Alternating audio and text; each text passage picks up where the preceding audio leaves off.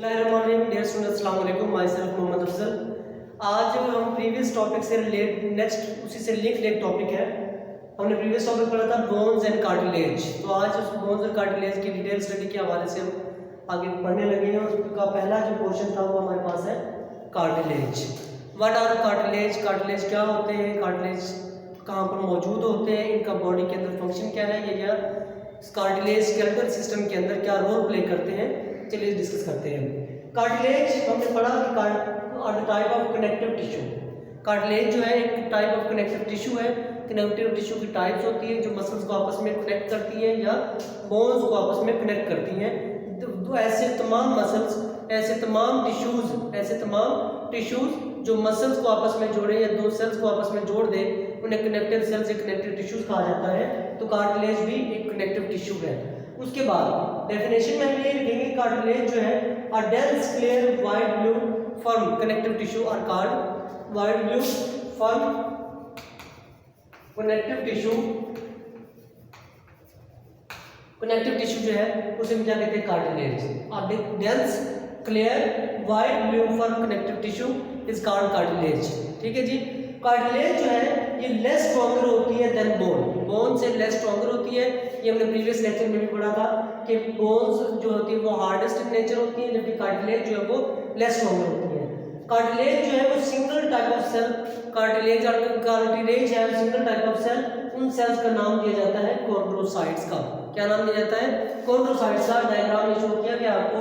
ये डायग्राम जो है इसके अंदर क्या होता है कि सारे के सारे एक हमने किसी भी कार्टिलेज का एक छोटा सा पार्ट लिया है। फॉर एग्जांपल ये हमारे पास एयर का एक छोटा सा पार्ट है। एयर के इस पार्ट के अंदर हमने देखा कार्टिलेज, एयर जो है वो कार्टिलेजियस होता है, कार्टिलेज का बना होता है। उसके एक सेल को जब हम डिफरेंशिएट करते हैं तो हमने ये देखा उसके अंदर क्या होता है, ये सेल्स के अंदर कार्टिलेज के अंदर मैट्रिक्स है। ये सारा पोर्शन मैट्रिक्स है और मैट्रिक्स के अंदर जो दूसरे सेल्स पाए जाते हैं उनको क्या कहते हैं, लेक्यूना। क्या कहते हैं उनको? मैट्रिक्स के अंदर लेक्यूना पाया जाता है। लेक्यूना के अंदर सेल्स के अंदर कॉन्ड्रोसाइट्स पाए जाते हैं। क्या पाए जाते हैं? कॉन्ड्रोसाइट्स पाए जाते हैं। ये सेल जो होता है ये क्या होता है, फ्लूइड स्पेस होती है। फ्लूइड स्पेस का नाम होता है लेक्यूना। ये लेक्यूना प्रेजेंट होता है मैट्रिक्स के अंदर और इन्हीं के सेल्स के अंदर क्या पाए जाते हैं, कॉन्ड्रोसाइट्स पाए जाते हैं। मैं दोबारा यहाँ से एक्सप्लेन कर दूं कि कार्टिलेज जो है वो सिंगल टाइप ऑफ सेल्स होते हैं। Cartilage single type of cells से बने होते हैं। उन सेल्स का नाम होता है कॉन्ड्रोसाइट्स। ये कॉन्ड्रोसाइट्स एक फ्लूइड स्पेस के अंदर एग्जिस्ट करते हैं जिसका नाम होता है लेक्यूना। और ये पाई जाती है किसके अंदर? मैट्रिक्स के अंदर एग्जिस्ट करती है। और इसके अंदर हर जो सेल्स होता है, हर सेल का एक अपना अपना न्यूक्लियस मौजूद होता है। ठीक है जी। ये हम जानते हैं जिस सेल का न्यूक्लियस है वो आगे डिवाइड हो सकता है। उसके बाद कार्टिलेज जो है उनके अंदर कोलेजन फाइबर्स पाए जाते हैं जिसकी वजह से उनमें इलास्टिसिटी होती है। हमने लास्ट में कहा था कि जो कार्टिलेज है, कार्टिलेज इलास्टिक इन नेचर होते हैं। हमने एग्जांपल पढ़ी थी उसकी पिना की। पिना कहते हैं एयर का जो एक्सटर्नल एयर होता है, इसके आउटर रीजन को पिना कहा जाता है। और जो पिना है वो बेंड होने के बाद दोबारा अपनी ओरिजिनल लोकेशन में, ओरिजिनल पोजीशन पे वापस चला जाता है। That is called elasticity. और ये इलास्टिसिटी होती है because of collagen fiber which are present in cartilage. ठीक है जी। और यही कोलेजन फाइबर जो है ये आप मौजूद होते हैं लिगामेंट और टेंडन के अंदर। लिगामेंट और टेंडन क्या है? ये दोनों कनेक्टिव टिश्यू हैं जिनको आगे हम मजीद डिटेल में डिस्कस भी करेंगे।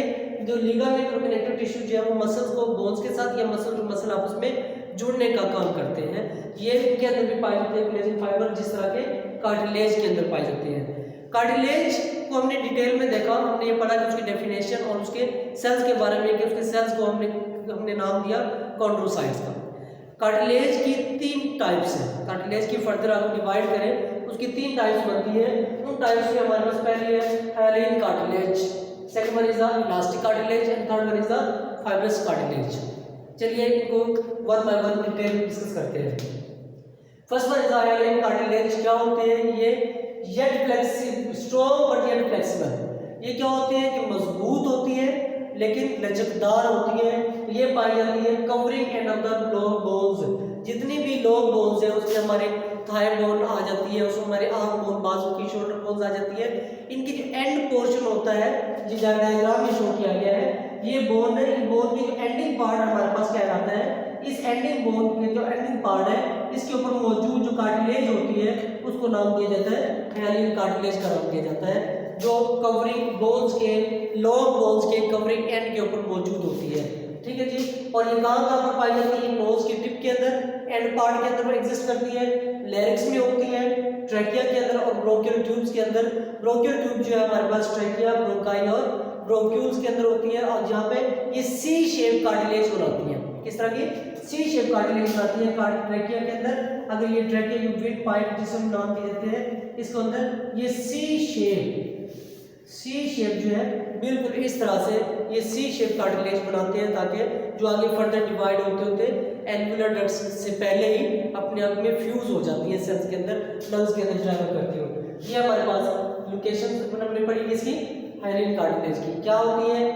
स्ट्रॉन्ग होती है बट येट फ्लेक्सिबल होती है। ये कहाँ पाई जाती है? लॉन्ग बोन्स के एंड पे, लॉन्ग बोन्स के कवरिंग एंड के ऊपर, लॉन्ग बोन्स जो है उनके एंडिंग पोर्शन के अंदर पाई जाती है।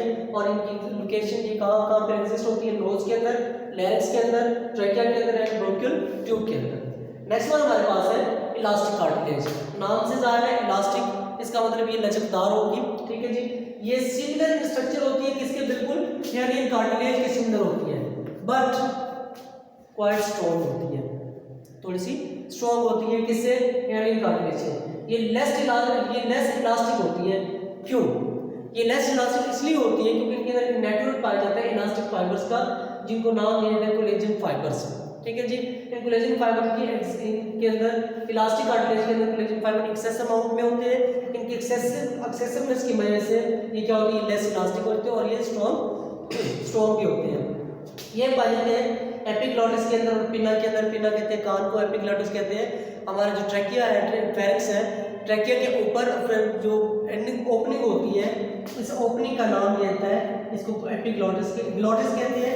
इस ग्लॉटिस के ऊपर एक फ्लैप ऑफ टिश्यू होता है जो कवर करता है ताकि खुराक की कोई नाली, खुराक का कोई पार्टिकल सांस की नाली के अंदर, ट्रैकिया के अंदर दाखिल ना हो सके।